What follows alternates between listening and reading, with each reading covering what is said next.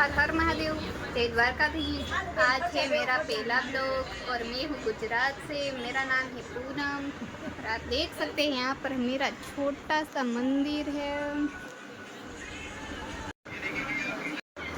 आज हमें जवाना छी रामनाथ महादेव, तो कंटिन्यू।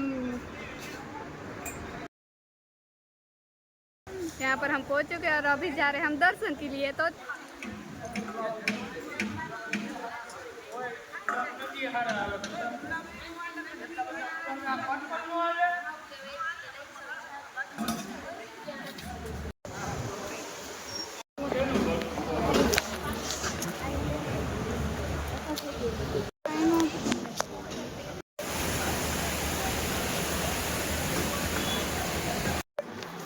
हम पहुँच चुके हैं। यहाँ पर एक और मंदिर है पाणती दादा का, देख सकते हैं ये है मंदिर।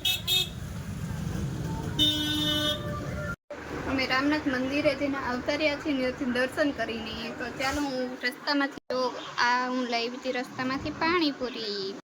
उसमें है तो ये